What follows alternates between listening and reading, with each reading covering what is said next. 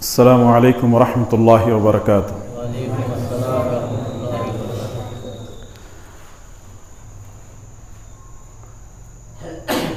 الحمد للہ رب العالمین والصلاة والسلام علی اشرف الانبیاء والمرسلین نبینا محمد وعلی آلہ وصحبہ اجمعین، اما بعد، اشہد ان لا الہ الا اللہ وحدہ لا شریک لہ واشہد ان محمدا عبدہ ورسولہ۔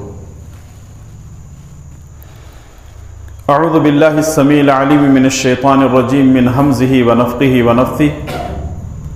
یا ایہا الذین آمنوا اتقوا اللہ حق تقاتہ ولا تموتن الا وانتم مسلمون۔ یا ایہا الناس اتقوا ربکم الذی خلقکم من نفس واحدہ وخلق منها زوجها وبث منہما رجالا کثیرا ونساء واتقوا اللہ الذی تساءلون به والارحام ان اللہ کان علیکم رقیبا۔ یا ایہا الذین آمنوا اتقوا اللہ وقولوا قولا سدیدا یصلح لکم اعمالکم ویغفر لکم ذنوبکم ومن یطع اللہ ورسولہ فقد فاز فوزا عظیما۔ اعوذ باللہ من الشیطان الرجیم۔ اہدنا الصراط المستقیم صراط الذین انعمت علیہم غیر المغضوب علیہم ولا الضالین، آمین۔ رب اشرح لی صدری ویسر لی امری واحلل عقدۃ من لسانی یفقہوا قولی۔ سبحانک لا علم لنا الا ما علمتنا انک انت العلیم الحکیم۔ اللہم انفعنا بما علمتنا وعلمنا ما ينفعنا وزدنا علما، آمین یا رب العالمین۔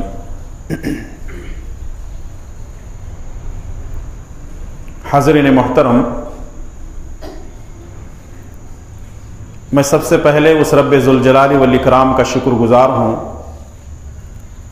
کہ مجھے اس نے توفیق دی کہ کچھ باتیں کتاب اللہ اور سنت رسول اللہ سے آپ کی خدمت میں پیش کر سکوں۔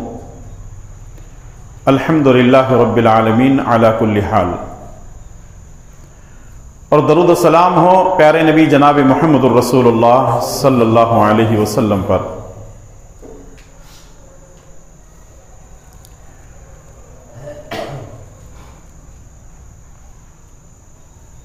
آج الحمدللہ ہم اللہ کے گھر میں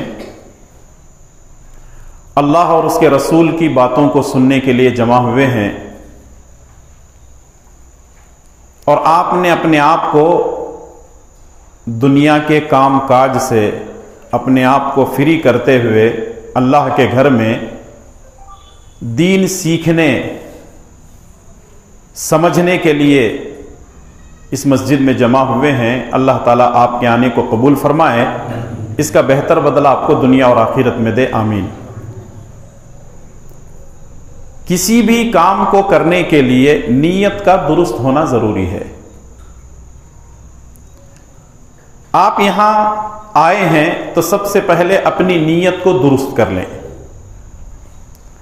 اگر آپ یہ نیت کر کے آئے ہیں کہ جائیں گے، دیکھیں گے، سنیں گے کیا ہوتا ہے، پھر اس کے بعد دیکھا جائے گا، تو اس کا مطلب یہ ہے کہ آپ کی نیت میں خلل ہے، کھوٹ ہے۔ نیت درست کر لیں کہ ہم آئے ہیں، پہلی بات دیکھیں گے، سنیں گے، اور ہم اس پر عمل کرنے کی کوشش بھی کریں گے۔ اگر یہ نیت اگر آپ کی ہے تو پھر آپ کا آنا بھی درست ہے، آپ کا آنا بھی مبارک ہو۔ کیونکہ دیکھیں سارا مسئلہ انسان کی نیت پر ہے، انما الاعمال بالنیات، عملوں کا دار و مدار نیتوں پر ہے۔ ایک اہم عنوان پر آج آپ کی خدمت میں بات کی جائے گی، اور وہ صرف اللہ کی توفیق سے ہوگا، اس میں میرا اپنا کوئی کمال نہیں ہے۔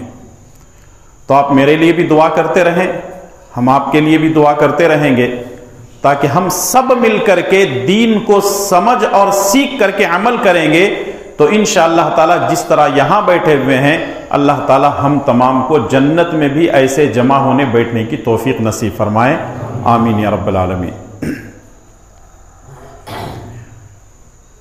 असल में ये जो मौजू है बड़ा अहम है और इसका नाम है इल्म और अमल की हकीकत क्या है।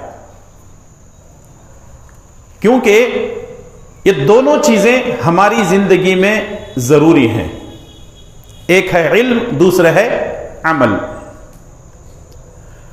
मैं आपको समझने के लिए इसको आसान बना देता हूं। हमारे हाथ में मोबाइल है और शायद ही बहुत कम लोग होंगे जिनके पास मोबाइल नहीं होगा। हर एक के पास मोबाइल है। मोबाइल दो चीजों से चलता है, एक है सॉफ्टवेयर और दूसरा है हार्डवेयर। सॉफ्टवेयर किसको बोलते हैं? आप मैसेज लिख रहे हैं, आप कॉल कर रहे हैं, आप वीडियो देख रहे हैं, आप गेम खेल रहे हैं, या आप कोई भी ऐप खोल करके देख रहे हैं, वो सॉफ्टवेयर की मदद से खुलता है। हार्डवेयर मतलब मुकम्मल मोबाइल, उसके अंदर चिप लगी हुई है, उसके अंदर मदरबोर्ड लगा हुआ है, उसके अंदर कैमरा लगा हुआ है, उसके अंदर लाइट लगी हुई है, उसके अंदर स्क्रीन लगा हुआ है, और भी उसके अंदर बहुत सारी चीजें हैं, मुझे याद नहीं है। लेकिन वो सारी चीजें अलग अलग पुर्जे जब जुड़ते हैं तो वो एक मोबाइल की शक्ल इख्तियार करता है, और जब उसके अंदर सॉफ्टवेयर इंस्टॉल किया जाता है तो तब वो मोबाइल काम करने के काबिल बनता है। अगर किसी आदमी के पास सिर्फ हार्डवेयर है, मोबाइल है, सॉफ्टवेयर नहीं है, काम करेगा? नहीं। अगर किसी के पास सॉफ्टवेयर है लेकिन उसके पास हार्डवेयर नहीं है, काम करेगा? नहीं। तो ठीक ऐसे ही एक आदमी के पास इल्म है लेकिन अमल नहीं है, फायदा होगा? नहीं। एक आदमी के पास अमल बहुत है लेकिन वो जो अमल कर रहा है वो इल्म की बुनियाद पर नहीं है, फायदा होगा? नहीं होगा। मैं समझता हूं ये इतनी बातें पूरे के पूरे दर्स का खुलासा है। मैं इसलिए पेश कर दिया हूं कि आगे जो आने वाली बातें हैं वो इंशाअल्लाह ताला हम उसको सही ढंग से, सही अंदाज से समझने की कोशिश करेंगे। और ये जो हम नमाज में खड़े होकर के दुआ करते हैं, हर नमाज में हम अल्लाह ताला से दुआ मांगते हैं, चाहे वो नमाज फर्ज हो, चाहे वो नमाज सुन्नत हो, चाहे वो नमाज नफिल हो, वितर हो, कोई भी नमाज हो, हम हर नमाज में सूरह फातिहा जरूर पढ़ते हैं। और प्यारे नबी सल्लल्लाहु अलैहि वसल्लम का फरमान है, ला सलाता लिमन लम यक़रा इल्ला बिफातिहतिल किताब। सूरह फातिहा के बगैर नमाज नहीं होती। सूरह फातिहा में उसकी जो आखिरी आयतें हैं वो दुआ या कलिमात हैं। वो क्या है? दुआ या कलिमात हैं। आप पहले से ऊपर से आए, कुछ चीजें और मैं आपके सामने रखता हूं। पहले है अल्हम्दुलिल्लाहि रब्बिल आलमीन अर्रहमानिर रहीम मालिकी यौमिद्दीन। ये तीनों चीजें अल्लाह ताला की हम्द व सना है, उसकी तारीफ में, उसकी तौसीफ में है। अल्हम्दुलिल्लाहि रब्बिल आलमीन, तमाम तारीफें उस अल्लाह के लिए है जो रब्बुल आलमीन है। अर्रहमानिर रहीम, जो रहमान है और रहीम है। मालिकी यौमिद्दीन, बोलो, क़यामत के दिन का मालिक है। ये अल्लाह ताला की तारीफ और तौसीफ हो गई। अब हम नमाज में खड़े होकर बंदगी का इकरार करते हैं, इय्याका नअबुदु व इय्याका नस्तईन, हम तेरी ही इबादत करते हैं और तुझ ही से मदद तलब करते हैं, तुझ ही से मदद मांगते हैं। ये उबूदियत का इकरार हो गया। पहले हमने अल्लाह ताला की तारीफ की, फिर उसके बाद अल्लाह ताला की उबूदियत का इकरार किए, अब अल्लाह ताला से दुआ कर रहे हैं, इहदिनस सिरातल मुस्तकीम से लेकर वलद्दाल्लीन तक। इसका मतलब यह है कि ये सूरह फातिहा के अंदर दुआ करने का तरीका भी हमको सिखाया गया है।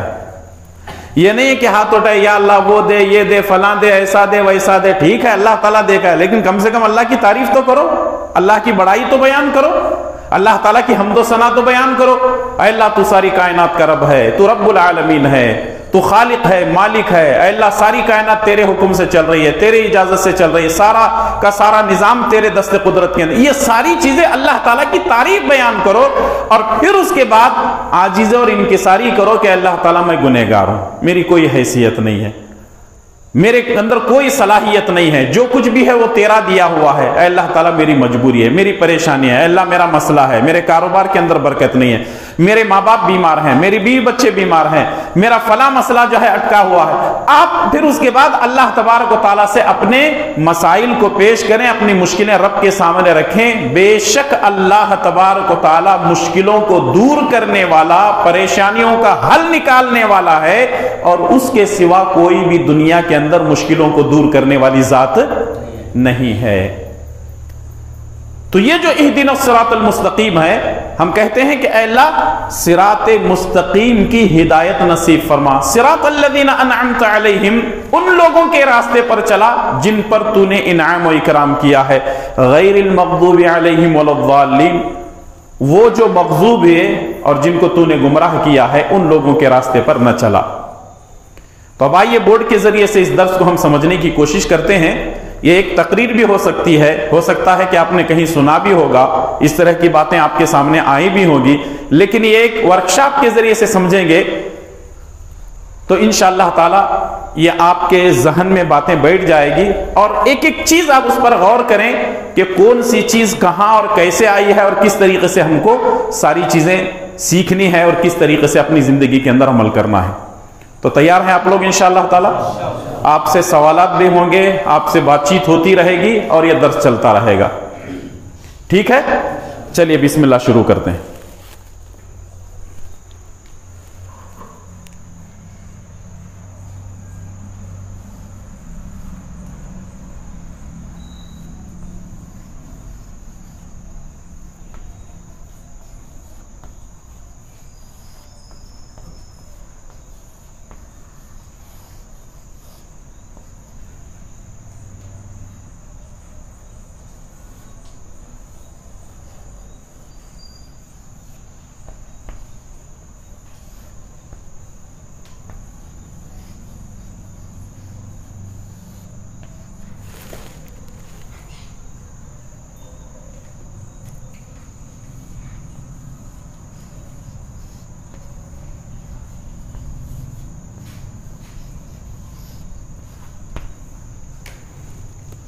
ٹھیک ہے،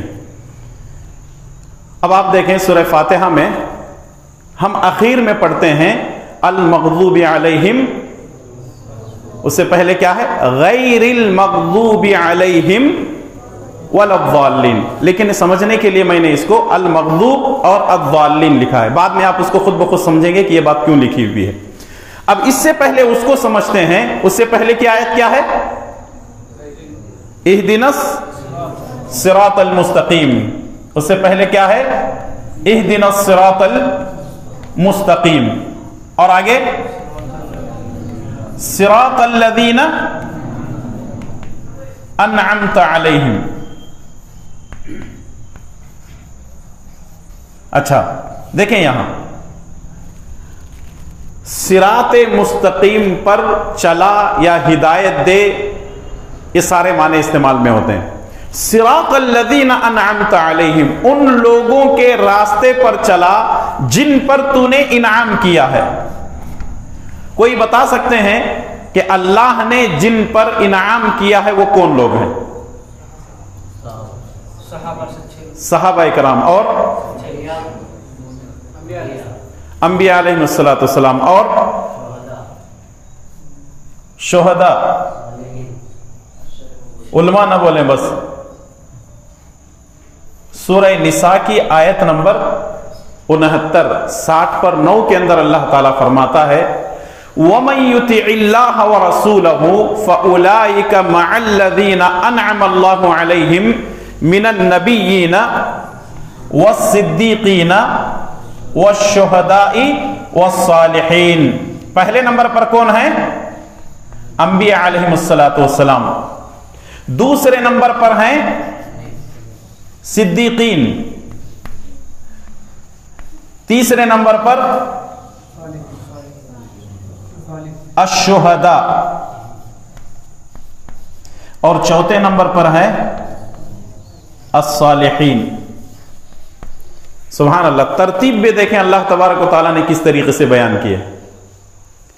اصل میں सिरात अल्लज़ीना अन्अमत अलैहिम की ये तफसीर है। तफसीर के 3 तरीके हैं।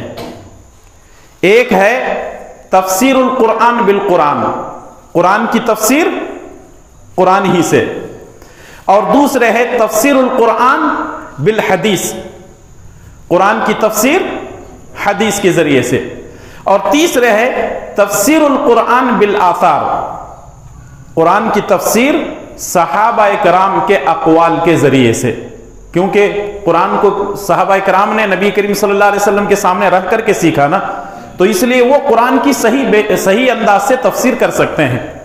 तो कुरान करीम की एक आयत दूसरी आयत की तफसीर करती है। अन्अमत अलैहिम की तफसीर ये आयत कर रही है, वमन युतिइल्लाह व रसूलहु, जो अल्लाह और उसके रसूल की इताअत करता है, फउलाइका मअल्लज़ीना अनअमल्लाहु अलैहिम, वो उन लोगों के साथ होगा जिन पर अल्लाह ताला ने इनाम किया होगा। ये इनाम उन लोगों के रास्ते पर चला जिन पर तूने इनाम किया है। तो हम अल्लाह से क्या मांग रहे हैं? अल्लाह उन लोगों के रास्ते पर चला जिन पर तूने इनाम किया है। वो इनाम याफ्ता कौन है? पहले नंबर पर कौन है? अंबिया अलैहिमुस्सलातु वस्सलाम। नबियों का सिलसिला आखिरी नबी मोहम्मद रसूलुल्लाह सल्लल्लाहु अलैहि वसल्लम पर खत्म हो गया। अब ये सिलसिला खत्म हो गया, इस दर्जे पर कोई पहुंच सकता है? सारी दुनिया के इंसान मिलकर इस दर्जे पर पहुंच सकते हैं? नहीं पहुंच सकते। ये सिलसिला खत्म हो गया। लेकिन ये 3 जो सिलसिले हैं, हम इसमें अपने आप को शुमार कर सकते हैं? अरे बोलो जी, कर सकते हैं। एक आदमी सिद्दीक बन सकता है, सिद्दीकीन। सिद्दीक के माने क्या है? सिद्दीक के माने सच्चा, सिद्दीकीन यानी सच्चे लोगों में से अपने आप को शामिल करना। उसकी जिंदगी के अंदर हर काम सच्चाई पर होना, उसकी जिंदगी के अंदर झूठ ना हो, उसकी जिंदगी के अंदर चाहे वो खाता हो, पीता हो, कारोबार करता, हर मामले के अंदर सच्चाई हो, तो तब उसका शुमार क़यामत के दिन किसके साथ होगा? सिद्दीकीन के साथ होगा। दूसरे नंबर पर अश्शुहदा, शुहदा यानी शहीद, जो अल्लाह ताला के रास्ते में अपनी जान को कुर्बान कर देता है। यानी वो ये साबित करता है कि अल्लाह ताला, जान मैंने तेरे राह में शहीद कर दिया है। तो ऐसा आदमी जो है अपनी जान को अल्लाह के रास्ते में कुर्बान करते हुए शुहदा के दर्जे पे पहुंच सकता है।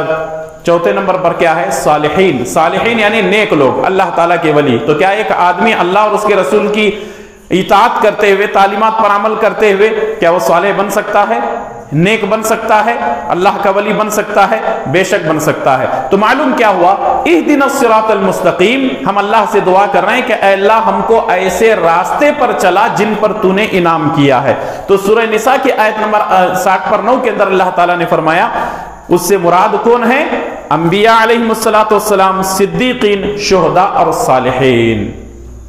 अब ये दुआ हम अल्लाह ताला से करते हैं कि अल्लाह इन चारों में से हमको फरमा दे। एक में तो नहीं हो सकता, लेकिन 3 में हम शामिल हो सकते हैं। अब आगे हम अल्लाह ताला से क्या दुआ कर रहे हैं? गैरिल मग़ज़ूबि अलैहिम, बोलिए, गैरिल मग़ज़ूबि अलैहिम वलद्दाल्लीन। अब यहां देखिए, गैरिल मग़ज़ूबि अलैहिम, अल्लाह ताला उन लोगों के रास्ते पर न चला जिन पर तेरा गजब नाजिल हुआ है। अल्लाह उन लोगों के रास्ते पर न चला जिन पर तेरा गजब नाजिल हुआ है। उन लोगों के रास्ते पर नाजिल, उन लोगों पे न चला जिन पर तेरा गजब नाजिल हुआ है, यानी अल्लाह ताला का गुस्सा जिन लोगों पर नाजिल हुआ है। अब वालिन, जिनको तूने गुमराह कर दिया है। हिदायत देना किसके हाथ में है? और गुमराह करना ये भी अल्लाह ताला के हाथ में है। अल्लाह उन लोगों के रास्ते पर न चला जिन लोगों पर तेरा गजब नाजिल हुआ, जिन लोगों को तूने गुमराह किया है। अब सवाल यह है, अल मग़ज़ूब से मुराद कौन है और अव्वालीन से मुराद कौन है? जवाब दीजिए। अल मग़ज़ूब, जिन पर अल्लाह ताला का गजब नाजिल हुआ। अव्वालीन, जिनको अल्लाह ताला ने गुमराह कर दिया, कौन है?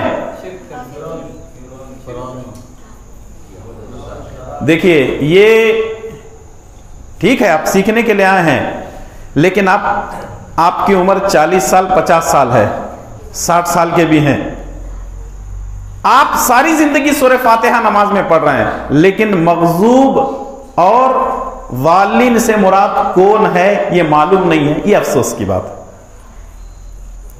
مسئلہ یہ ہے کہ ہم قرآن پڑھتے ہیں لیکن سمجھتے نہیں ہیں، قرآن پڑھتے ہیں لیکن تدبر نہیں کرتے ہیں، قرآن پڑھتے ہیں لیکن غور و فکر نہیں کرتے ہیں، قرآن پڑھتے ہیں لیکن اس کے معنی اور اس کے مطالب پر غور نہیں کرتے ہیں، قرآن پڑھتے ہیں اس کے اندر جا کر کے کوئی چیز ہم سمجھنا نہیں چاہتے ہیں۔ یہ ہمارے لیے افسوس کا مقام ہے۔ خیر، ہم لوگ سیکھنے کے لیے آئے ہیں تو اس لیے سیکھ کر ہی جائیں گے انشاءاللہ، اور ایسا سیکھیں گے کہ زندگی میں بھولیں گے نہیں، یاد رکھیں گے انشاءاللہ تعالی۔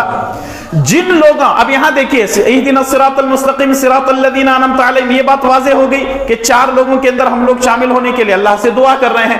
اب ہم اللہ سے یہ کہہ رہے ہیں کہ غیر المغضوب علیہم ولا الضالین، اے اللہ ان لوگوں کے راستے پر نہ چلا جن پر تیرا غصہ نازل ہوا، جن کو تو نے گمراہ کر دیا ہے، جن پر اللہ تعالی کا غصہ نازل ہوا، جن پر اللہ تعالی غضب میں آیا، وہ لوگ ہیں یہودی۔ یہ لوگ کون ہیں؟ یہودی۔ اور جن لوگوں کو اللہ تعالی نے گمراہ کر دیا کون ہے؟ نصارہ مانے نصرانی مطلب کرسچن بولو نا جی، جلدی سمجھ میں آنے والی بات ہے۔ نصارہ بولے جلدی نہیں سمجھتے، بہت سارے لوگ نصارہ بولے تو سمجھتے نہیں ہیں، عیسائی بولے تو جلدی سمجھ میں آتا نہیں، تو کرسچن بولے تو اور جلدی سمجھ لیتے ہیں، ٹھیک ہے۔ تو اللہ کا جن پر غضب نازل ہوا، اللہ کا جن پر غضب نازل ہوا وہ کون ہے؟ یہودی ہیں۔ نظر آ رہا ہے آپ لوگوں کو؟ ٹھیک ہے۔ اور جن لوگوں کو اللہ تعالیٰ نے گمراہ کیا وہ کون ہے؟ نصارہ ہیں۔ اب آگے سوال یہ ہے کہ اللہ تعالیٰ نے اپنا غضب یہودیوں پر کیوں نازل کیا؟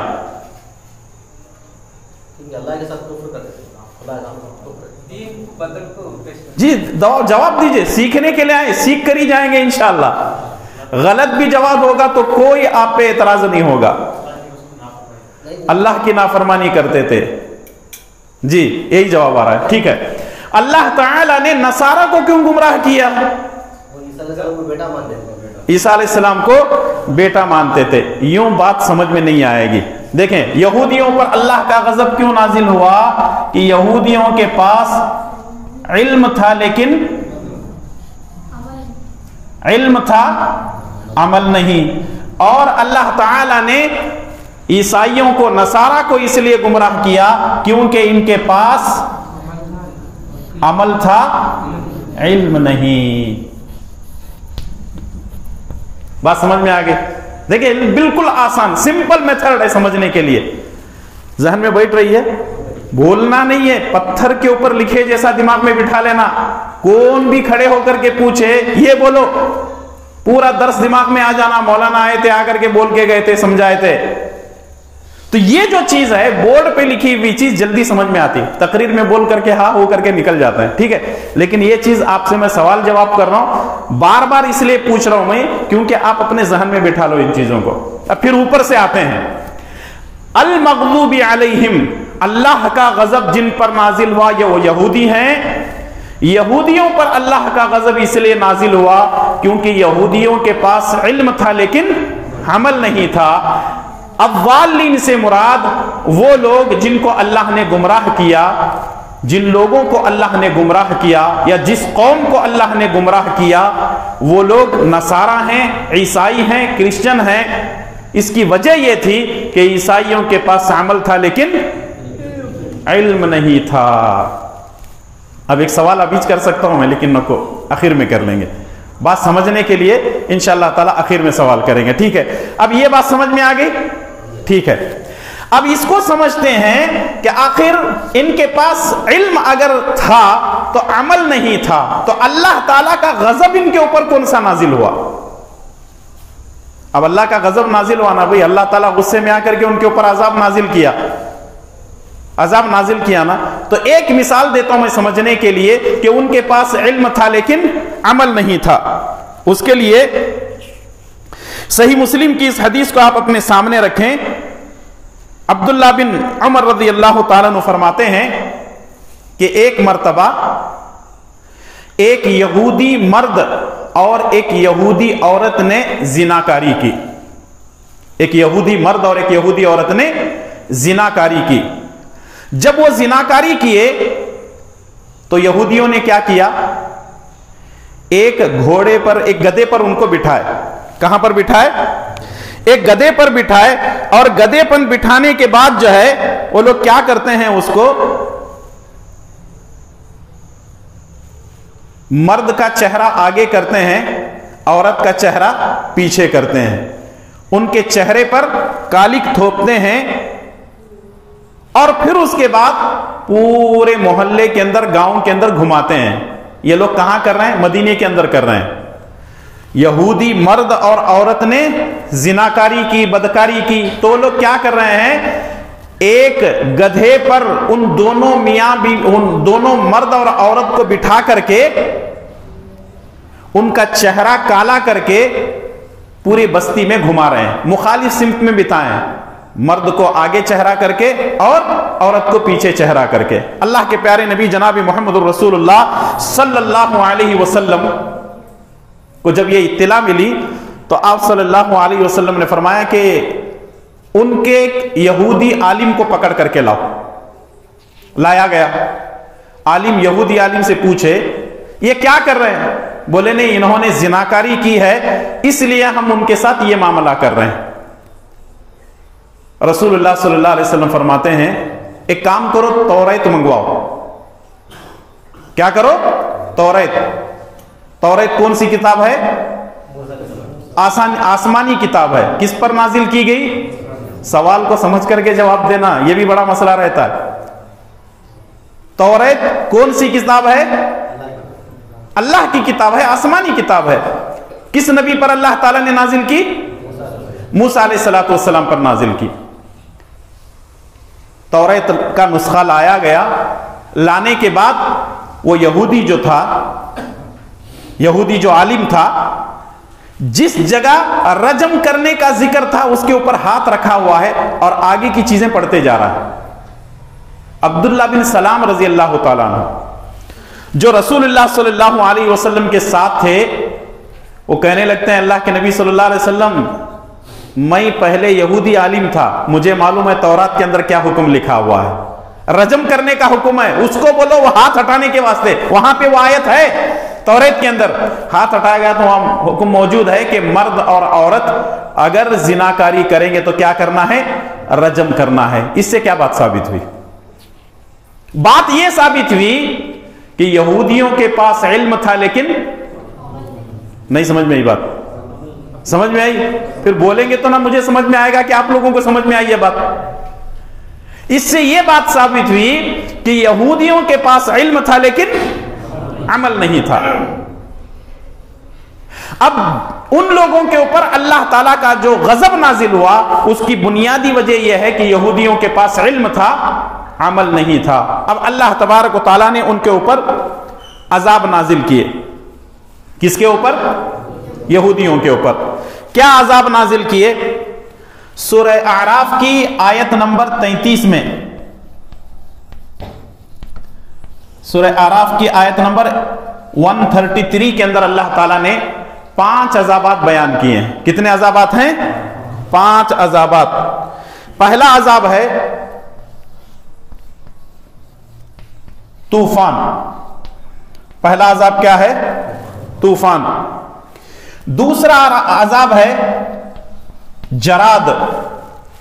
جراد کس کو بولتے ہیں میں بتا رہا ہوں.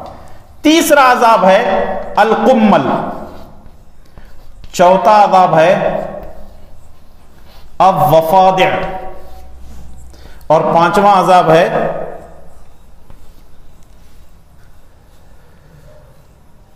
الدم.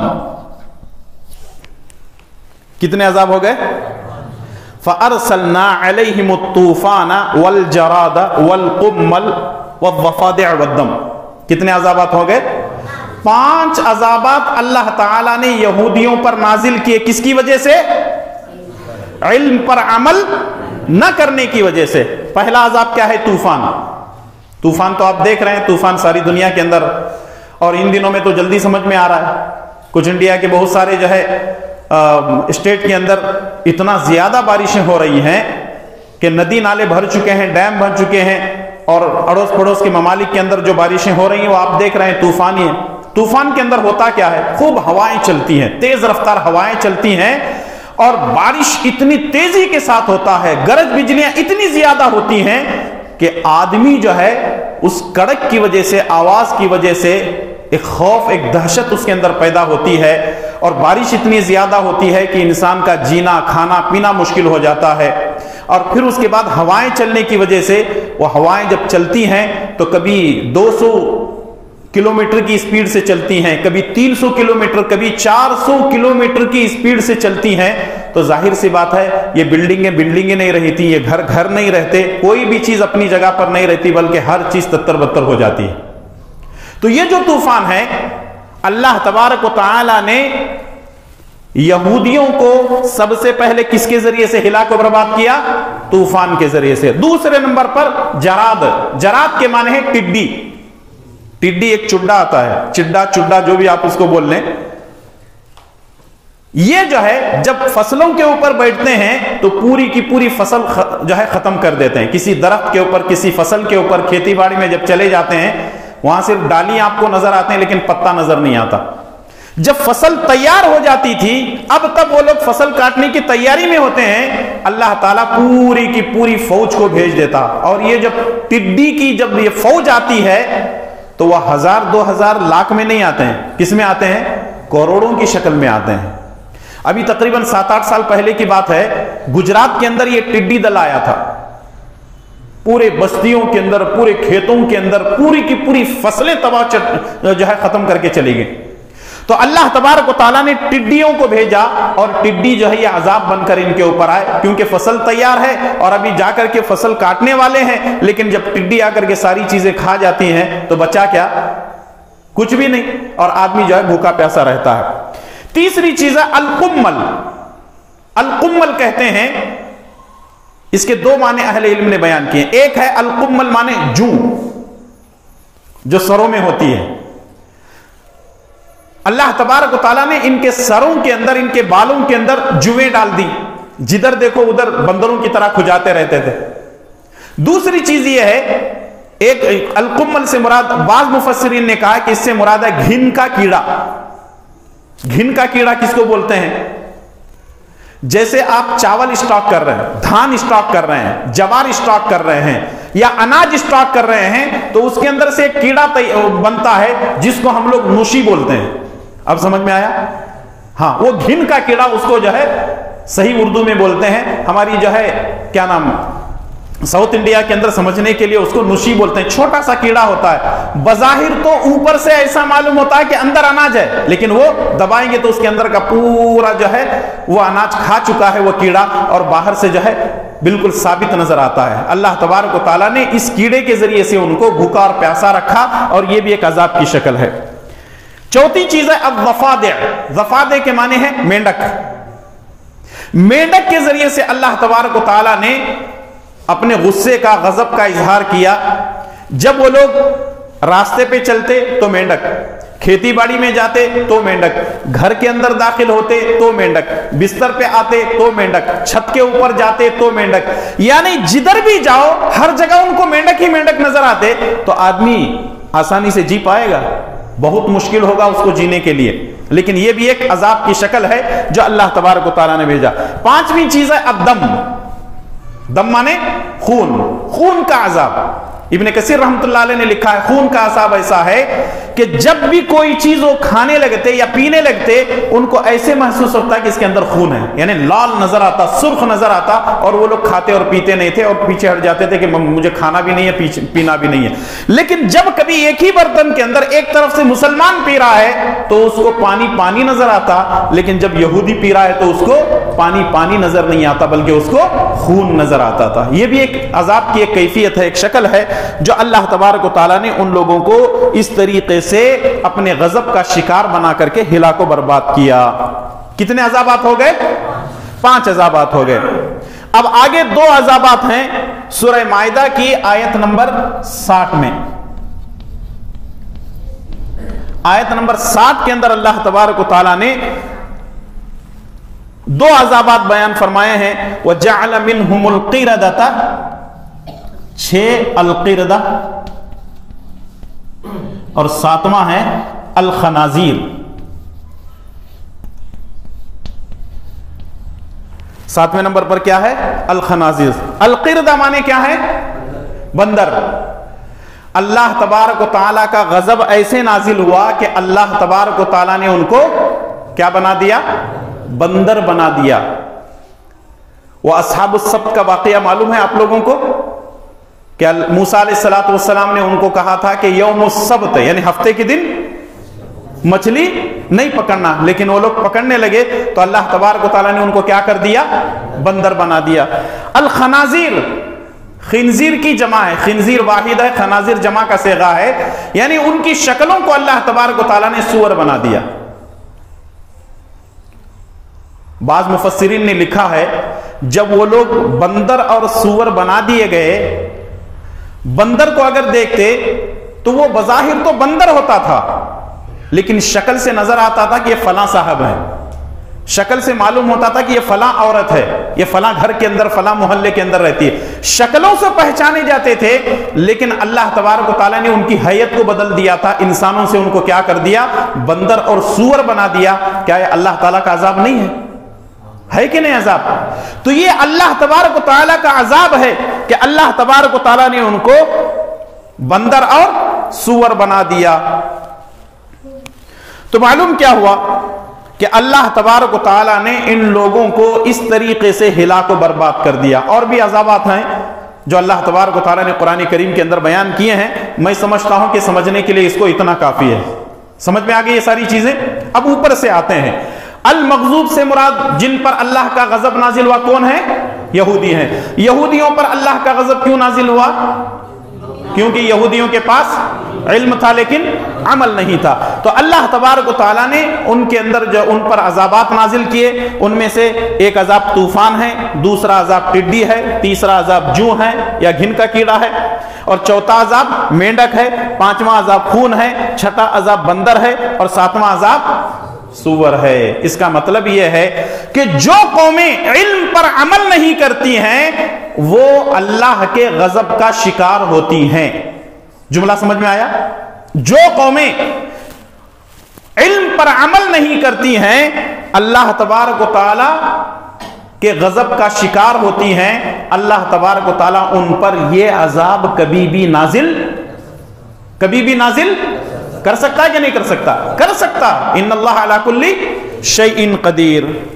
اب آپ سوچیں گے، کہیں گے مولانا نہیں ایسی بات نہیں ہے، ہمارے اوپر یہ 7 عذاب میں سے کون سا بھی نہیں آ رہا. سوال سمجھ میں آ رہا؟ ہو سکتا ہے آپ کے ذہن میں سوال گھوم رہا ہوگا، نہیں مولانا ابھی تک اتنا زیادہ طوفان بھی نہیں آیا، ٹڈی بھی نہیں، وہ جواں بھی نہیں، مینڈک بھی نہیں، اور پھر اس کے بعد خون بھی نہیں، اور بندر اور سور بھی نہیں. اس کا مطلب ہم لوگ محفوظ ہیں. ہاں ایسی بات نہیں ہے، ایک اور عذاب بھی ہے. وہ عذاب کیا ہو سکتا ہے؟ ذرا یہ قرآن کریم کی وہ آیت میں آپ کے سامنے پیش کر دیتا ہوں. سورہ انعام کی آیت نمبر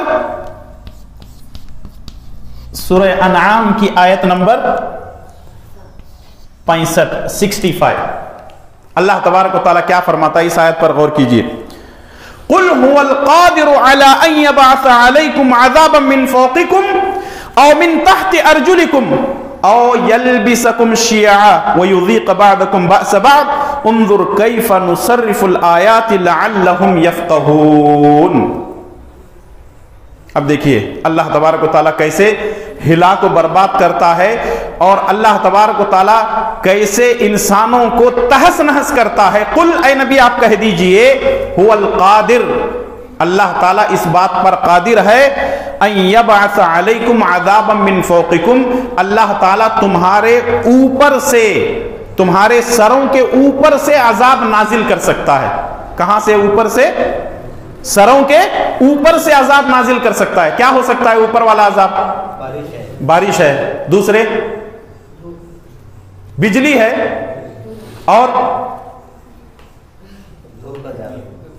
गर्मी भी हो सकती है। जी बिल्कुल सही है। और जो भी है, जो आसमान से, यहां तक कि यह है कि आसमान से पत्थरों की बारिश भी नाजिल हो सकती है, ओले गिर सकते हैं, बर्फ गिर सकती है। यह तो हो रहा है ना आज दुनिया के अंदर, इतने बड़े बड़े जो है बर्फ के तोदे गिरते हैं, बारिश नाजिल नहीं होती। बज़ाहिर तो ऐसे मालूम होता है बारिश हो रही है, लेकिन पत्थरों की बारिश भी हुई है। अभी 100 साल की जो रिसर्च है, आप जाकर के देख लें यूट्यूब के अंदर, पत्थरों की बारिश भी हुई है। ऐसी किताबें हैं जिसके अंदर रिसर्च करके बताया गया है कि आज से 50 साल पहले, 60 साल पहले, 70 साल पहले, हालांकि ये सारी चीजें कुरान और हदीस के अंदर मौजूद हैं, लेकिन जिसको समझ में नहीं आता वो जाकर के जो है दुनिया वालों से पूछ सकते हैं, उनकी किताबों को पढ़ सकते हैं।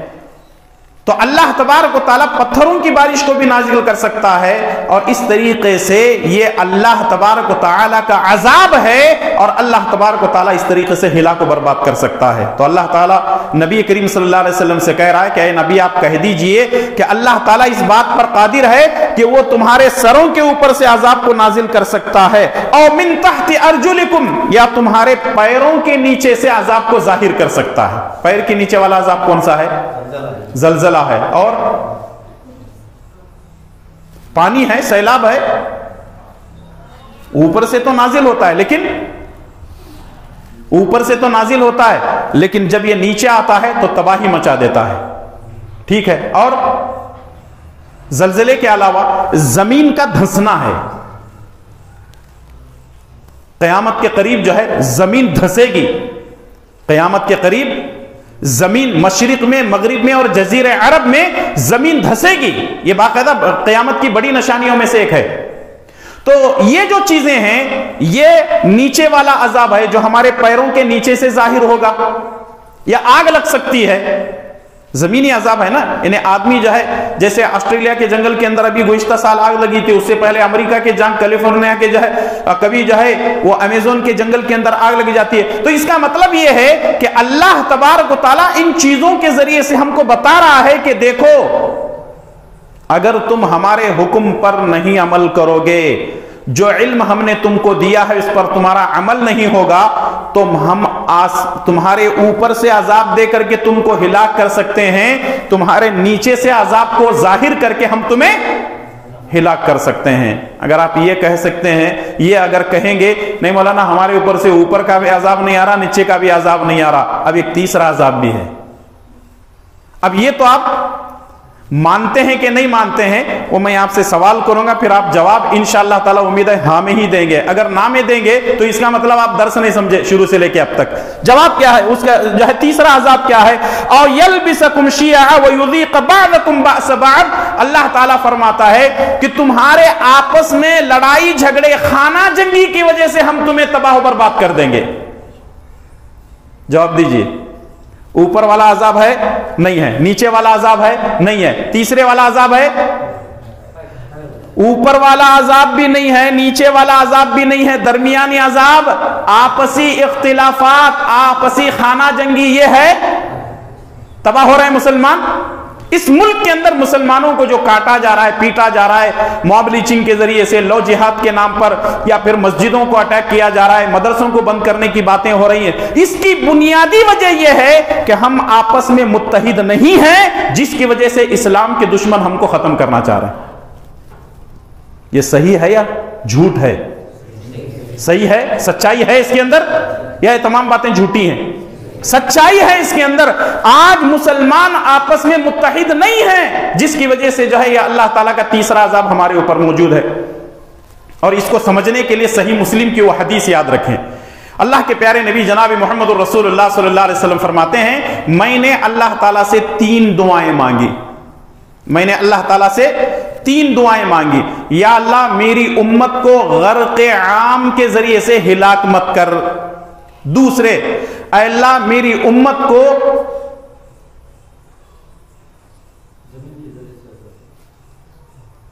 याद है हदीस, गर्क़ आम, हाँ, कहत साली के जरिए से, अल्हम्दुलिल्लाह याद आ गए।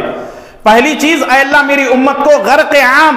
गर्क़ आम का मतलब क्या है? جیسے اللہ تعالیٰ نے نوح علیہ السلام کی قوم کو پورا کا پورا ڈبا کر کے ختم کر دیا، اے اللہ میری امت کو ایسے ہلاک مت کر، اللہ تعالیٰ نے کہا تمہاری دعا قبول ہو گئی۔ نبی صلی اللہ علیہ وسلم دوسری دعا کرتے ہیں کہ اے اللہ تعالیٰ میری امت کو قحط سالی کے ذریعے سے، قحط سالی کس کو بولتے ہیں؟ برگال، اے اللہ اس کے ذریعے سے ہلاک مت کر، اللہ تعالیٰ نے کہا آپ کی دعا قبول ہو گئی۔ تیسری دعا نبی صلی اللہ علیہ وسلم فرماتے ہیں کہ اے اللہ میری امت کو خانہ جنگی آپس میں لڑنے جھگڑنے کے ذریعے سے ہلاک مت کر، اللہ تعالیٰ نے کہا کہ آپ کی یہ دعا قبول نہیں ہوئی۔ یہ امت کس کے ذریعے سے ہلاک ہوگی؟ خانہ جنگی کی وجہ سے، سول وار کی وجہ سے، آپس میں لڑائی جھگڑے کی وجہ سے یہ امت ہلاک و برباد ہوگی۔ ہلاک ہو رہے ہیں؟ ارے بولو نا جی، برباد ہو رہے ہیں نا۔ اس کی وجہ کیا ہے؟ اختلافات۔ خانہ جنگی ایک ایسی تباہی ہے جس گھر کے اندر، جس خاندان کے اندر، جس قوم کے اندر، جس بستی کے اندر، جس ملک کے اندر آپسی خانہ جنگی ہوتی ہے، وہ ملک، وہ قومیں، وہ گھر، وہ پوری کی پوری فیملی تباہ و برباد ہو جاتے ہیں۔ اس کی بنیادی وجہ کیا ہے؟ بنیادی وجہ یہ ہے کہ علم پر عمل نہ کرنے کا یہ نتیجہ ہے۔ اب بات سمجھ میں آ گئی؟ علم پر عمل نہ کرنے کی وجہ سے اللہ تبارک و تعالیٰ اس طریقے سے ان کو ہلاک و برباد کر دیتا ہے۔ تو یہودی جن پر اللہ تعالیٰ کا غضب نازل ہوا، اس کی وجہ کیا تھی؟ یہودیوں کے پاس علم تھا لیکن عمل نہیں تھا۔ اب آتے ہیں دوسری طرف۔ اب ضالین سے مراد کون ہے؟ نصارہ، کیونکہ اللہ تعالیٰ نے ان کو گمراہ کیا۔ گمراہ جن کو کیا اللہ تعالیٰ نے وہ نصارہ ہیں۔ اس کی وجہ کیا ہے؟ ان کے پاس عمل تھا لیکن علم نہیں تھا۔ عمل ان کے پاس بہت زیادہ ہے، ان کے کنیسہ ہیں، گرجا گھر ہیں، ان کے چرچ ہیں، خوب عبادتیں کرتے ہیں یہ، لیکن ان کے پاس عمل بہت زیادہ ہے، علم نہیں ہے۔ اب آپ کہیں گے مولانا بڑے بڑے اسکول چل رہے ہیں، کالجز چل رہے ہیں، یونیورسٹیز چل رہے ہیں، فلاں فلاں ساری چیزیں ہیں۔ یہ آج سے 1400 سال پہلے کی بات بھی ہے اور آج کی بات بھی ہے۔ کیسے؟ اتنا علم اگر ان کے پاس ہے، کالجز یونیورسٹیز ہیں، لیکن پھر بھی وہ اپنے خالق کے بارے میں صحیح فیصلہ نہیں کر پا رہے ہیں۔ اللہ تبارک و تعالیٰ نے ایسے لوگوں کے بارے میں فرمایا کہ وہ لوگ، یہ ایسے لوگ ہیں جنہوں نے اللہ تعالیٰ کے بارے میں تثلیث کا عقیدہ اختیار کر لیا۔ تثلیث کا عقیدہ کا مطلب، تثلیث کس کو کہتے ہیں؟ تریکون، تین خداؤں کا عقیدہ۔ ایک ہے اللہ، دوسرے ہے اللہ کی بیوی، اور تیسرے ہے اللہ کا بیٹا۔ اللہ سے مراد اللہ ہے، بیوی سے مراد مریم ہے، بیٹے سے مراد عیسیٰ علیہ السلام ہیں۔ یہ اللہ تبارک و تعالیٰ نے یہ تثلیث کے یعنی تین خداؤں کے عقیدے کی وجہ سے اللہ تبارک و تعالیٰ نے نصارہ کو گمراہ کر دیا۔ اور آج بھی ابن کثیر رحمۃ اللہ علیہ نے بڑی پیاری بات کہی ہے، وہ یہ ہے، ابن کثیر رحمۃ اللہ علیہ فرماتے ہیں کہ نصارہ کا معاملہ بڑا عجیب ہے۔ کچھ لوگ ایسے ہیں عیسیٰ علیہ السلام کو اپنا رب مانتے ہیں، کچھ لوگ ایسے ہیں اللہ، مریم اور عیسیٰ یہ تثلیث کا عقیدہ رکھتے ہیں، کچھ لوگ ایسے ہیں جو عیسیٰ علیہ السلام کو ہی اپنا خدا مان کر کے زندگی گزار رہے ہیں۔ یعنی یہ نصارہ آپس میں جب بھی بیٹھتے ہیں، 10 آدمی بیٹھتے ہیں تو ان کے 11 عقیدے ہوتے ہیں۔ 10 آدمی اگر بیٹھتے ہیں تو 11 عقیدے ان کے ہوتے ہیں، جس کی وجہ سے اللہ تبارک و تعالیٰ نے ان کو گمراہ کر دیا۔ اور آج یہ قوم عمل میں بہت آگے ہے لیکن ان کے پاس علم نہیں ہے۔ حالانکہ جو کتاب اللہ تبارک و تعالیٰ نے انجیل، بائبل جس کو آج کہا جاتا ہے انگریزی میں، انجیل اللہ تبارک و تعالیٰ نے عیسیٰ علیہ السلام پر نازل کی تھی۔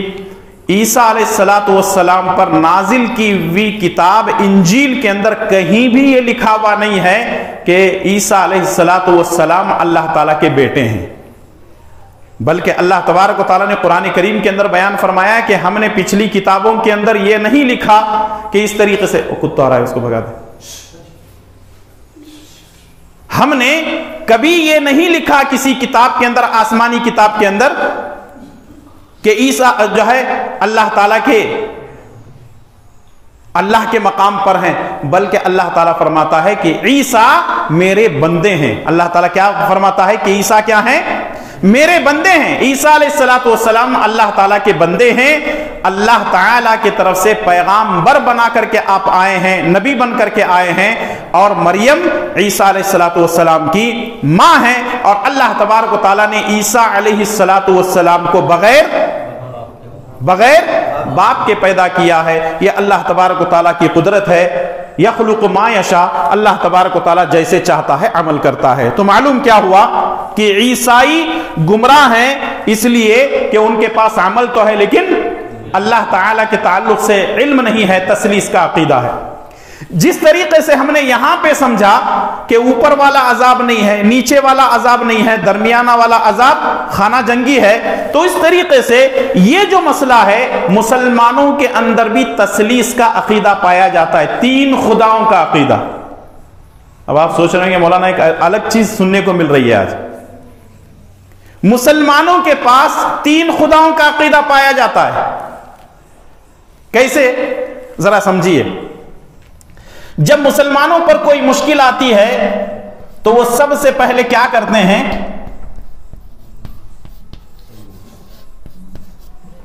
سب سے پہلے یہاں جاتے ہیں، اولیاء کے پاس جاتے ہیں۔ سمجھ میں نہیں آ رہا ہے تو انبیاء کے وسیلے سے مانگتے ہیں، یعنی نبی کریم صلی اللہ علیہ وسلم کے صدقے طفیل سے، نبی کریم صلی اللہ علیہ وسلم کے واسطے اور وسیلے سے مانگتے ہیں۔ یہاں دونوں جگہ کام نہیں ہوا تو آخر میں کہاں آتے ہیں؟ اللہ تعالیٰ کے پاس آتے ہیں، جبکہ یہ اللہ کے بندے ہیں۔ انبیاء اور اولیاء کیا ہیں؟ اللہ کے بندے ہیں، اللہ کے نیک بندوں میں سے ہیں۔ انبیاء کا ان کے بارے میں تو ہم کچھ بھی نہیں کہہ سکتے کیونکہ وہ بخشے بخشائے ہیں۔ رہا اولیاء کرام، یہ بھی اللہ تعالیٰ کے نیک بندوں میں۔ اللہ تبارک و تعالیٰ سے مانگتے ہیں لیکن سب سے پہلے یہاں جاتے ہیں۔ یہ بھی مسلمانوں کے اندر تین خداؤں کا عقیدہ پایا جاتا ہے، جبکہ ہم کو صرف اللہ کو مان کر اسی سے مانگنا ہے۔ ماننا اللہ ہی کو ہے اور مدد مانگنا بھی اسی اللہ تبارک و تعالیٰ سے ہے۔ اگر ہم اللہ کو مانتے ہیں اور اللہ سے مانگتے نہیں ہیں تو یہ خطرے کی گھنٹی ہے۔ اس کو سمجھنے کے لیے ایک اور مثال سمجھا دیتا ہوں میں آپ کو۔ ہم اہدنا الصراط المستقیم سے پہلے کی آیت پڑھتے ہیں نماز میں، کیا پڑھتے ہیں؟ ایاک نعبد و ایاک نستعین۔ کیا مطلب اس کا؟ ہم تیری ہی عبادت کرتے ہیں اور تجھ ہی سے مدد طلب کرتے ہیں۔ دیکھیں، اگر کوئی آدمی ترجمہ یوں کرتا ہے ہم تیری بھی عبادت کرتے ہیں، صحیح ہے؟ ہم تجھ سے بھی مدد طلب کرتے ہیں، صحیح ہے؟ نہیں، یہ حرام ہے اسلام کے اندر۔ ہم تیری ہی مدد کرتے ہیں، معاف کرنا، ہم تیری ہی عبادت کرتے ہیں، تیرے سوا کسی کی عبادت نہیں کرتے۔ ہم تجھ ہی سے مدد طلب کرتے ہیں، تیرے سوا کسی سے مدد طلب نہیں کرتے۔ یہ ہی اور بھی کا فرق سمجھنے کے لیے ایک مثال دے دیتا ہوں۔ اگر آپ اپنے گھر کے اندر داخل ہوئے، ایک آدمی اپنے گھر کے اندر داخل ہوا، آپ بولیں گے تو بولیں گے مولانا ہمارا مسئلہ ایسا نہیں ہے، پھر بعد میں میرے اوپر الزام نہیں آنا۔ ایک آدمی اپنے گھر کے اندر داخل ہوا، داخل ہونے کے بعد اس کی عورت ایک اور مرد کے ساتھ بیٹھی ہوئی ہے، ایک غیر مرد کے ساتھ بیٹھی ہوئی ہے۔ شوہر گھر میں داخل ہوا، اپنی بیوی سے پوچھا یہ کون ہے؟ اگر یہ بولے یہ میرا بھی شوہر ہے، تم تو شوہر ہیں، ساتھ میں یہ بھی میرا شوہر ہے، تو کیا کریں گے؟ بخشیں گے اسے؟ چیر ڈالوں گا، پھاڑ ڈالوں گا، تیرے ٹکڑے ٹکڑے کر دوں گا۔ جب انسان کی غیرت یہ ہے کہ اپنی بیوی کے ساتھ کسی غیر مرد کو پسند نہیں کرتا، یہ کیسی غیرت ہے کہ اللہ تبارک و تعالی کی ذات کے ساتھ کسی اور کو پسند کرتا ہے؟ بات سمجھ میں آ رہی ہے؟ جو مشرک ہے وہ بے غیرت ہوتا ہے۔ جملے کو سنیں سمجھیں، جو مشرک ہوتا ہے وہ بےغیرت ہوتا ہے. کیوں؟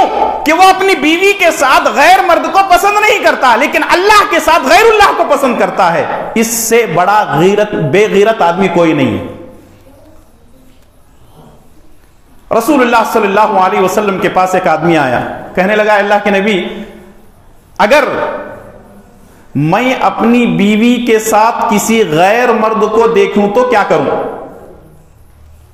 آ کر کے ایک آدمی سوال کرنے والا سوال کر رہا ہے, اللہ کے نبی میں اگر اپنی بیوی کے ساتھ کسی غیر مرد کو دیکھوں تو کیا کروں؟ ساتھ میں ایک صحابی تھے, کہنے لگے اے اللہ کے نبی صلی اللہ علیہ وسلم میں اس کا گلا کاٹ دوں, اس کو قتل کر دوں. رسول اللہ صلی اللہ علیہ وسلم نے موقع کا فائدہ اٹھایا. رسول اللہ صلی اللہ علیہ وسلم نے فرمایا یہ فلاں کی غیرت ہے, یہ جو بول رہا ہے نا میں بیوی کو قتل کر دوں, اس کی غیرت گواہی نہیں دیتی ہے, اس کی یہ غیرت ہے. نبی صلی اللہ علیہ وسلم نے فرمایا اس سے زیادہ غیرت مند میں ہوں اور مجھ سے زیادہ غیرت مند اللہ تبارک و تعالی ہے. ہم اللہ کی ذات میں شریک کر رہے ہیں لیکن اللہ پھر بھی ہم کو کھلا رہا ہے. اللہ کے ساتھ کفر کر رہے ہیں, اللہ تبارک و تعالیٰ پھر بھی ہم کو جو ہے روزی روٹی دے رہا ہے. کفر سے خطرناک چیز اگر ہے تو کون سی ہے؟ ارے بولو جی, کفر سے خطرناک اگر چیز ہے کیا ہے؟ شرک ہے. کفر کا مطلب میں نہیں مانتا, مجھے اللہ دکھتا نہیں, مجھے وہ چیز دکھتی نہیں, اس کو سمجھایا جا سکتا ہے. لیکن یہ جو مشرک ہے اس کو سمجھانا بہت مشکل ہے, کیونکہ یہ اللہ کو مانتا ہے, رسول کو مانتا ہے, سب کو مانتا ہے, لیکن اللہ کی ذات میں شرک کرتا ہے. تو اس لیے اللہ تعالیٰ نے قرآن کریم کے اندر فرمایا میں ہر گناہ کو معاف کرتا ہوں لیکن شرک کو کبھی معاف نہیں کرتا. ان اللہ لا یغفر ان یشرک بہ ویغفر ما دون ذلک لمن یشاء. گناہوں کے پہاڑ لے کر کے جاؤ, اللہ تعالیٰ معاف کرے گا, لیکن اللہ تبارک و تعالیٰ شرک اگر رائی کے دانے کے برابر بھی ہو تو اس کو معاف نہیں کرے گا. اس لیے بار بار ہمارے علماء یہی پکار کر کے کہتے ہیں شرک نہ کرو, کیونکہ اللہ کی ذات میں شرک جو ہے یہ بہت بری بات ہے. اور مسلمانوں کا مسئلہ یہ ہے کہ سب سے پہلے وہ اولیاء کے پاس جاتے ہیں, انبیاء کے پاس جاتے ہیں, سمجھ میں نہیں آتا تو اللہ تعالیٰ کو پکارتے ہیں, اور اگر اللہ کو پکارتے بھی ہیں تو اولیاء کا اور انبیاء کا وسیلہ لے کر کے پکارتے ہیں. یہ ساری چیزیں غلط ہیں. اب آخری بات, اس کو ہم سمجھنے کی کوشش کرتے ہیں کہ دیکھیں مغضوب سے مراد یہودی ہیں, علم تھا عمل نہیں. ضالین سے مراد جو گمراہ ہوئے نصارہ ہیں, ان کے پاس عمل تھا لیکن علم نہیں. اب سوال جواب دیں گے انشاءاللہ, بڑا اہم سوال ہے. سوال یہ ہے کہ ہم علم والے ہیں یا عمل والے ہیں؟ جی ہاں, جواب غلط آیا. ٹھیک ہے, ہم اس کو درست کر لیں گے. ہم کون سے والے ہیں؟ علم اور عمل والے ہم کو بننا ہے. اب کرنا کیا ہے؟ دیکھیں, اگر کوئی آدمی یہ کہتا ہے کہ ہم علم والے ہیں, سوال کریں گے عمل کب کرو گے؟ اگر آپ یہ کہتے ہیں کہ نہیں ہم عمل بہت کرتے ہیں, سوال آئے گا علم کہاں ہے؟ تو اب کرنا کیا ہے؟ مسلمانوں کے اندر کچھ لوگ ایسے ہیں جن کے پاس علم بہت زیادہ ہے. مسلمانوں کے پاس علم بہت زیادہ ہے. ان کو معلوم ہے نمازیں 5 فرض ہیں, ان کو معلوم ہے حج زندگی میں 1 مرتبہ فرض ہے, زکوٰۃ دینا ہے, فلاں فلاں سارے کام اسلام کے پورے احکامات معلوم ہیں. علم ہے لیکن عمل نہیں ہے. ان کو ڈرنا چاہیے کہ اللہ تعالیٰ کے عذابات کبھی بھی ان کے اوپر آ سکتے ہیں, پہلی چیز. اگر نہیں تو پھر خانہ جنگی کے اندر ہم آلریڈی ملوث ہو چکے ہیں. اس سے نکلنے کا بہترین ذریعہ کیا ہے کہ جتنا علم ہمارے پاس ہے اس پر عمل کرنا ہے. دوسری چیز یہ ہے کہ ہم دیکھ رہے ہیں کہ نصارہ جو ہے گمراہ ہیں, ان کے پاس عمل تھا لیکن علم نہیں تھا. اگر کوئی آدمی کہے کہ میں نماز بھی پڑھتا ہوں, روزہ بھی رکھتا ہوں, حج بھی کرتا ہوں, فلاں فلاں دین کے سارے احکامات پر عمل کرتا ہوں, میں یہ کہنا چاہوں گا کہ اگر آپ کے پاس عمل ہے تو عمل کرتے جاؤ, لیکن اس کو دیکھو کہ وہ علم کی کسوٹی پر آپ کا عمل صحیح اتر رہا ہے کہ نہیں. سب سے پہلے اپنی نماز کو درست کرو, میری نماز محمدی ہے کہ نہیں, میری نماز شافی نہ ہو، میری نماز حنفی نہ ہو، میری نماز مالکی اور حنبلی نہ ہو، میری نماز فلاں اور فلاں کی طرف منسوب نہ ہو، میں نے کلمہ پڑھا ہے لا الہ الا اللہ محمد الرسول اللہ، تو میری نماز بھی کیا ہوگی؟ محمدی ہوگی۔ میرا روزہ کیا ہوگا؟ محمدی ہوگا۔ میں زکوٰۃ دینے کا طریقہ محمدی اپناؤں گا، میرا حج کا طریقہ محمدی ہوگا، میری قربانی محمدی ہوگی، میری زندگی کا ہر عمل محمد الرسول اللہ صلی اللہ علیہ وسلم کے طریقے اور راستے کے مطابق ہوگا۔ آج باقاعدہ کتابیں لکھی ہوئے لوگوں نے فلاں امام صاحب کے طریقے کے مطابق یہ نماز ہے۔ سوال یہ ہے کہ امام صاحب امام ہی ہیں یا نبی ہیں؟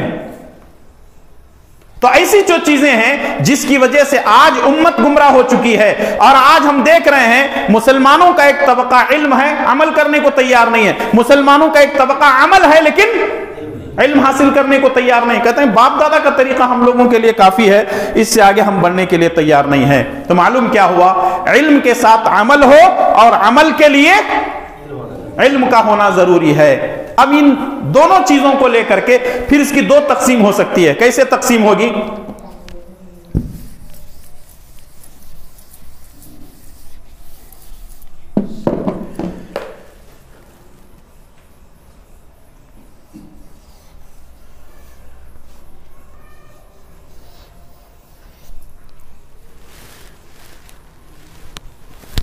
اس میں سے پہلی چیز کیا معلوم ہوئی؟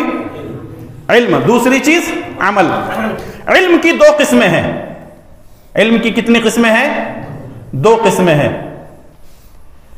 ایک ہے علم نافع، ایک کیا ہے؟ علم نافع، اور دوسرا علم ہے علم غیر نافع۔ کیا مطلب اس کا؟ علم نافع کا مطلب یہ ہے ایسا علم جو نفع بخش ہو، غیر نافع مطلب ایسا علم جس کا کوئی نفع نہ ہو۔ علم نافع کیا ہے؟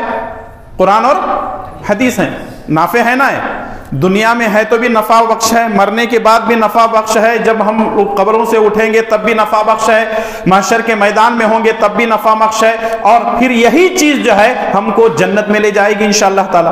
تو یہ علم نافع ہے، شریعت کا علم ہے، کتاب و سنت کا علم ہے۔ علم غیر نافع سے مراد کیا ہے؟ ایسا علم جس کا کوئی فائدہ نہیں ہے۔ ان میں سے کون سا علم ہو سکتا ہے؟ جواب دیجئے، سوال تو سمجھ میں آیا نا؟ دنیاوی علم، دنیاوی علم تو ٹھیک ہے، وہ دنیا میں جینے کے لیے، اگر کوئی ڈاکٹر کر رہا ہے تو غلط ہے، اگر کوئی میڈیکل ڈاکٹر بن رہا ہے تو غلط ہے، کوئی حکیم بن رہا ہے تو غلط ہے، کوئی انجینئر بن رہا ہے تو غلط ہے؟ نہیں، یہ علم غیر نافع ہے لیکن دنیا کی حد تک فائدہ مند ہے، اس کا کوئی انکار نہیں کر سکتے۔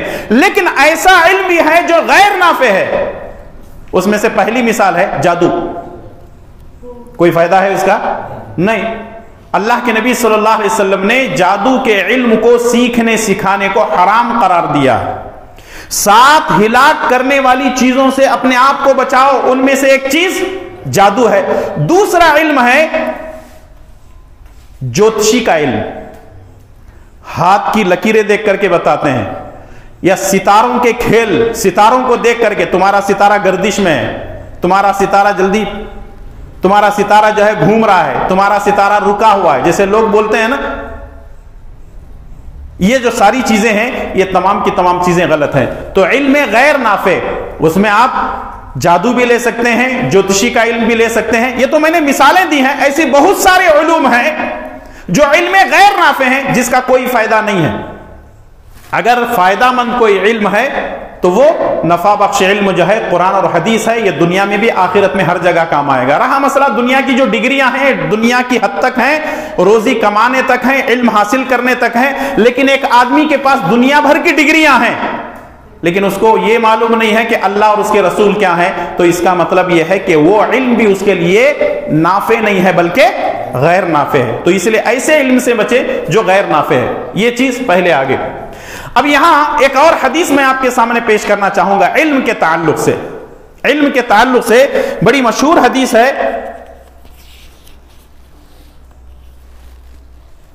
رسول اللہ صلی اللہ علیہ وسلم نے فرمایا انکم فی زمان علماؤہ کثیر خطباؤہ قلیل۔ دیکھیے بڑی پیاری حدیث ہے، انکم فی زمان خطباؤہ قلیل انکم فی زمان علماؤہ کثیر۔ نبی صلی اللہ علیہ وسلم نے فرمایا تم جس دور میں جی رہے ہو یہاں علماء زیادہ ہیں اور خطیب کم ہیں۔ سمجھ رہے ہیں آپ؟ تم جس زمانے میں ہو یہاں علماء زیادہ ہیں، خطیب کم ہیں۔ ایک زمانہ ایسا آئے گا، ایک زمانہ ایسا آئے گا وہاں خطیب زیادہ ہوں گے، علماء کم ہوں گے۔ خطیب زیادہ ہوں گے، علماء کم ہوں گے۔ آج یہ دور آ چکا ہے، ہم اپنی آنکھوں سے دیکھ رہے ہیں۔ جس کو سورہ فاتحہ پڑھنا صحیح طریقے سے نہیں آتا وہ ممبر و محراب کا مالک بنا ہوا ہے۔ اس کا مطلب یہ ہے کہ ایسے لوگ خود بھی گمراہ ہوں گے اور دوسروں کو بھی گمراہ کریں گے۔ اس لیے علم کس سے سیکھنا ہے؟ نہیں سمجھ میں یہ بات؟ علم کس سے سیکھنا ہے؟ علماء سے سیکھنا ہے۔ اور علماء میں بھی دو قسمیں ہیں، علماء حق اور علماء سو۔ علماء حق مطلب جن کے پاس کتاب و سنت کا علم ہے، علماء سو مطلب پیٹ پالو علماء۔ اب علم ان علماء سے سیکھا جائے جو کتاب و سنت کا علم رکھتے ہیں، خطیبوں سے علم نہ سیکھا جائے۔ علم کس سے سیکھا جائے؟ علماء سے سیکھا جائے۔ رسول اللہ صلی اللہ علیہ وسلم نے فرمایا کہ تم ایک ایسے زمانے میں ہو یہاں علماء زیادہ ہیں۔ صحابہ کرام علماء نہیں تھے؟ ارے بولو جی، خالی منڈے ہمارے تو نہیں، صحابہ کرام علماء تھے کہ نہیں تھے؟ رسول اللہ صلی اللہ علیہ وسلم کے سامنے کوئی بھی صحابی کھڑے ہو کر کے بیان دیتے تھے، خطبہ دیتے تھے؟ کسی کی مجال تھی، ہمت تھی؟ نہیں۔ نبی کے سامنے ذرہ برابر بھی ان کی آواز نہیں نکلتی تھی، خطبہ تقریر دینا تو دور کی بات ہے۔ حالانکہ وہ کیا تھے؟ کون سی یونیورسٹی سے سیکھے تھے؟ مسجد نبوی ایک یونیورسٹی تھی، وہاں سے انہوں نے سیکھا تھا۔ لیکن نبی صلی اللہ علیہ وسلم نے آگاہ کیا کہ ایک وقت میری امت پر ایسا آئے گا کہ یہاں خطیب زیادہ ہوں گے، علماء کم ہوں گے۔ اور آج خطیبوں کو آگے بڑھا کر کے علماء کو پیچھے دھکا دیا جا رہا ہے اور یہ کہا جا رہا ہے کہ علماء دین کا کام نہیں کر رہے ہیں۔ اس کا مطلب یہ ہے کہ ہم لوگوں نے یہ ذہن بنا لیا ہے خطیب ہی دین کا کام کر رہا ہے، علماء دین کا کام نہیں کر رہے ہیں۔ صحیح ہے یا غلط؟ ارے بولو جی، غلط۔ تو پھر علم کس سے سیکھیں گے؟ علماء سے سیکھیں گے۔ یاد رکھیے یوٹیوب پر ایسے ایسے خطیب بیٹھے ہوئے ہیں جو آپ کا ایمان، آپ کا عقیدہ، آپ کا عمل، آپ کی توحید، آپ کے ساری کی ساری سنتوں کو تباہ و برباد کر دیں گے۔ اس لیے علم اگر سیکھنا ہو تو کس سے سیکھیں؟ علماء سے سیکھیں، کیونکہ وہ مدرسوں میں جاتے ہیں، قال اللہ قال الرسول کی باتوں کو علم حاصل کرتے ہیں۔ 8-8 سال، 10-10 سال، 15-15 سال وہ جو ہے جاتے ہیں اور جانے کے بعد علم حاصل کرتے ہیں، تب جا کر ان کے پاس ایک علم کی پختگی آتی ہے اور وہ جو ہے لوگوں کو یہ بتانے کے قابل ہوتے ہیں کہ فلاں آیت کا یہ معنی، یہ مفہوم ہے، فلاں حدیث صحیح ہے، فلاں حدیث حسن ہے، فلاں حدیث ضعیف ہے، فلاں حدیث شاذ ہے، فلاں حدیث موضوع ہے۔ تو اس لیے جو ہے علم کس سے حاصل کریں گے؟ علماء کرام سے حاصل کریں گے۔ میں اس پر زور دے کر کے اس لیے بول رہا ہوں کیونکہ ہم گمراہی کے راستے پر جا رہے ہیں، خطیبوں کو اہمیت دے رہے ہیں، علماء کو اہمیت دینے کے لیے تیار نہیں ہے۔ تو اس لیے علماء سے دین سیکھیں، اور جب آپ علماء سے جڑے رہیں گے، علماء سے دین سیکھیں گے تو انشاءاللہ تعالی گمراہی بہت کم آئے گی۔ سمجھ رہے ہیں آپ؟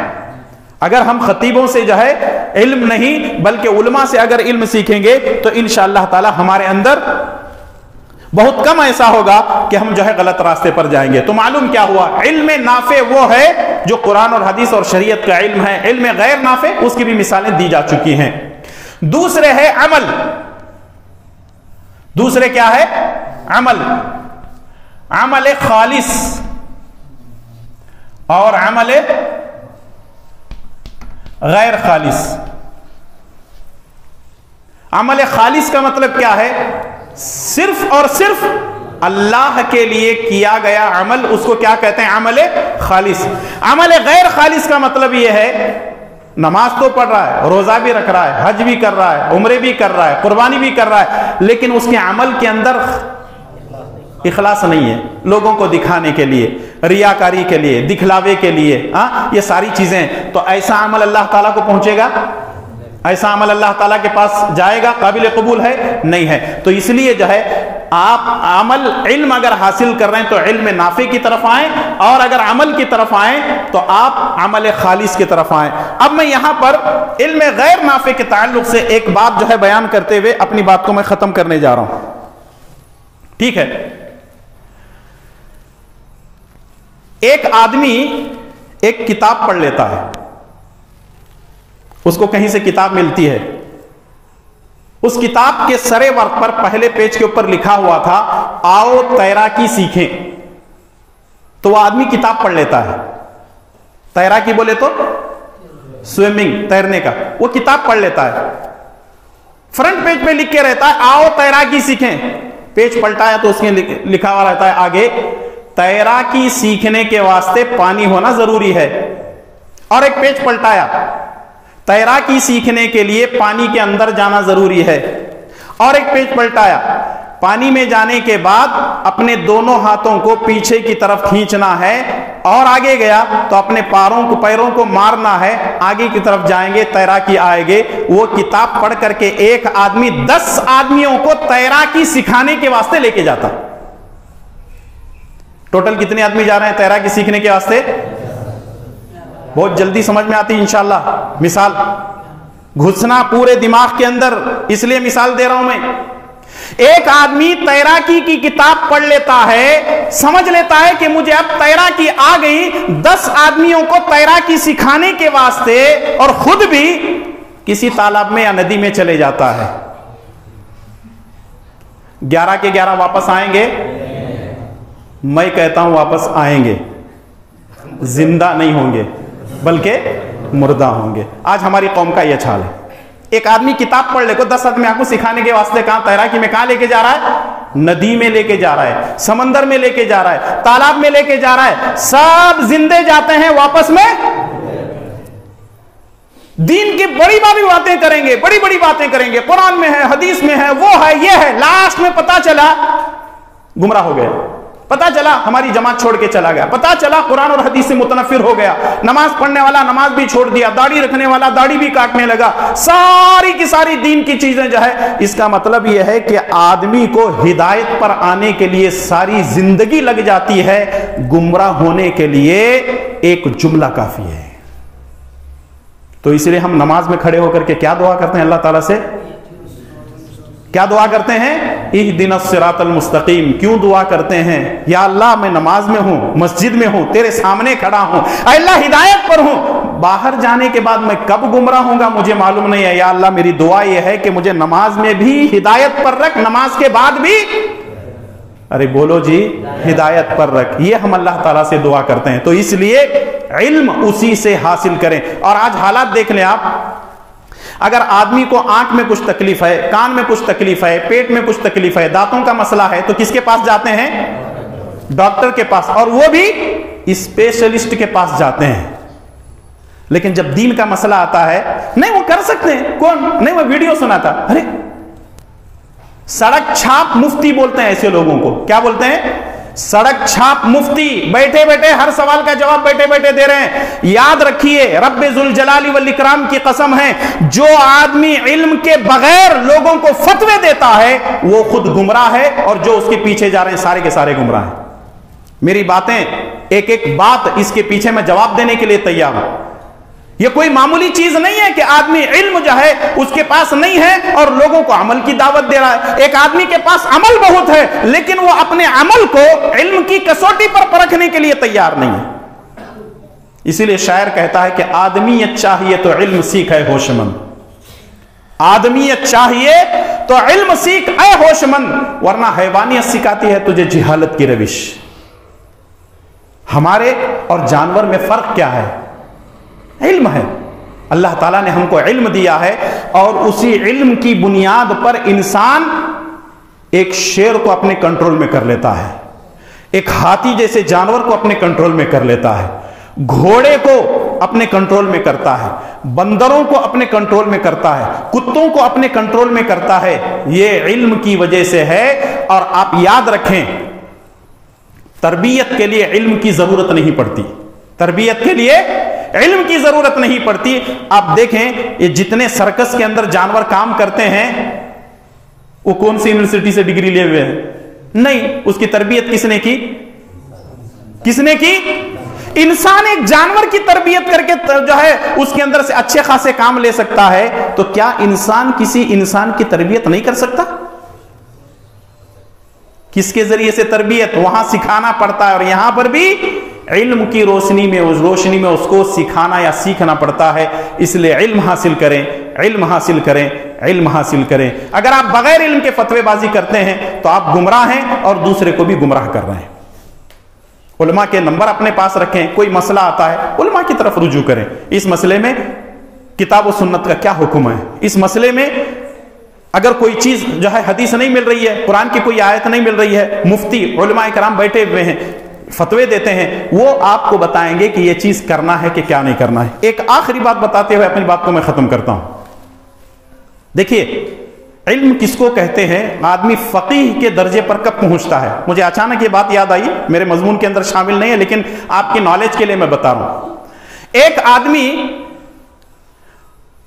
شیخ صالح العثیمین رحمہ اللہ کے پاس آیا۔ شیخ صالح العثیمین عرب کے سب سے بڑے علماء میں ان کا شمار ہوتا ہے، کبار علماء ان کا جو ہے شمار ہوتا ہے۔ وقت کے بڑے محدث تھے، مفسر تھے، مقرر تھے، خطیب تھے، وقت کے بڑے فقیہ تھے۔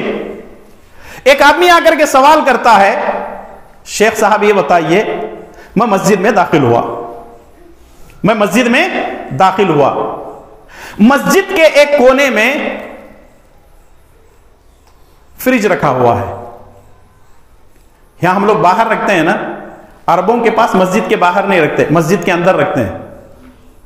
بعض اکثر و بیشتر بڑی مساجد جو ہوتی ہیں، جامع مساجد، مسجد کے وہ کونے میں یا اس طرف اس طرف کہیں نہ کہیں جو ہے وہ فریج رکھا ہوا ہوتا ہے۔ ایک آدمی شیخ سے سوال کر رہا ہے، شیخ صالح العثیمین رحمہ اللہ سے، میں مسجد میں داخل ہوا، مجھے پانی کی پیاس لگی ہے، میں بیٹھ کے پانی پیوں یا کھڑے ہو کر کے پانی پیوں؟ سوال سمجھ میں آیا؟ بیٹھ کر اگر میں پانی پیتا ہوں تو بیٹھنے سے پہلے کیا کرنا ہے؟ مسجد کے اندر 2 رکعت نماز پڑھنا ہے۔ کھڑے ہو کر کے پیتا ہوں تو سنت کی خلاف ورزی ہو رہی ہے، کیونکہ پانی بیٹھ کے پینا ہے۔ مسئلہ سمجھ میں آئے گا جی؟ اگر میں کھڑے ہو کر کے پانی پیتا ہوں تو سنت کی خلاف ورزی یہ ہو رہی ہے کہ بیٹھ کے پینا ہے، میں کھڑے ہو کر کے پیوں گا۔ اگر میں بیٹھتا ہوں تو تب بھی سنت کی خلاف ورزی ہو رہی ہے کہ 2 رکعت نماز مجھے پڑھنا چاہیے تھا، میں بغیر 2 رکعت نماز پڑھے کر کے بیٹھ کر کے مسجد کے اندر پانی پی رہا ہوں۔ جواب دیجئے۔ اللہ اکبر۔ علم بولتا ہے، اس کو کہتے ہیں فقیہ۔ فقاہت ان کے اندر ہوتی ہے جو علم والے ہوتے ہیں، صاحب علم ہوتے ہیں۔ شیخ صالح العثیمین رحمہ اللہ نے کہا کہ تم کھڑے ہو کر کے پانی پیو، پانی پینے کے بعد 2 رکعت نماز پڑھو۔ وجہ کیا ہے؟ انہوں نے کہا وجہ یہ ہے کہ 2 رکعت نماز مسجد میں داخل ہونے کے بعد پڑھنا ضروری ہے، لازمی ہے۔ اور انہوں نے وہ حدیث پیش کی، نبی صلی اللہ علیہ وسلم ممبر پہ کھڑے ہو کر کے خطبہ دے رہے تھے، ایک آدمی آ کر کے مسجد میں ایسے ہی بیٹھ گیا۔ نبی صلی اللہ علیہ وسلم کیا بولے؟ حل صلیت رکعتین، 2 رکعت نماز پڑھے کیا؟ بولے نہیں۔ نبی صلی اللہ علیہ وسلم نے فرمایا کہ کھڑے ہو جاؤ، 2 رکعت نماز پڑھو، پھر اس کے بعد بیٹھو۔ ہم لوگ کتنی بے ادبی کرتے ہیں، مسجد کے اندر داخل ہوتے ہیں، میں نے ایسے لوگوں کو جو بڑے اپنے آپ کو اللہ والے کہتے ہیں، سیدھے آ کر کے مسجد کے اندر بیٹھ جاتے ہیں۔ یہ ہم سے غلطیاں ہو رہی ہیں، میں تانا نہیں مار رہا ہوں، میں یہ ہم سے غلطیاں ہو رہے ہیں، تو اصلاح کرنا ہمارا کام بنتا ہے کہ نہیں؟ جب بھی آپ مسجد کے اندر داخل ہوں، کوشش یہ کریں کہ آپ وضو کر کے داخل ہوں اور بیٹھنے سے پہلے 2 رکعت آپ جو ہے پڑھ کر کے بیٹھیں۔ اب آپ ایسے وقت میں داخل ہوئے کہ جماعت ٹھہرنے کو 1 منٹ باقی ہے، تو آپ بیٹھیں گے یا کھڑے رہیں گے؟ کھڑے رہیں گے۔ کچھ لوگ بولتے ہیں نہیں 1 منٹ ہمیں بیٹھا تو کیا ہوتا، نہیں، سنت کی خلاف ورزی ہو رہی ہے۔ تو اصل مسئلہ یہ ہے کہ علم بولتا ہے، اور علماء کی طرف رجوع کریں گے تو انشاءاللہ تبارک و تعالی آپ فائدے میں رہیں گے اور گمراہی سے بھی بچیں گے۔ تو خطیبوں سے آپ دور رہیں، علماء کرام سے قریب رہیں، اتنا ہی جو ہے علم حاصل کریں جو علم اللہ اور اس کے رسول صلی اللہ علیہ وسلم نے ہم کو دیا ہے۔ آخری بات یہ ہے، مغزور سے مراد کون ہے؟ یہودی ہیں کیونکہ ان کے پاس علم تھا لیکن عمل نہیں تھا. ضالین سے مراد کون ہیں؟ نصارہ ہیں کیونکہ اللہ تعالیٰ نے ان کو گمراہ کر دیا تھا, ان کے پاس عمل تھا لیکن علم نہیں تھا. اب ہم کون سے کیٹیگری کے ہیں؟ یہ ہمارے لیے ایک سوالیہ نشان ہے, کوسچن مارک ہے ہمارے لیے کہ اگر آپ کہتے ہیں کہ میں علم والا ہوں, سوال آئے گا عمل کب کرو گے؟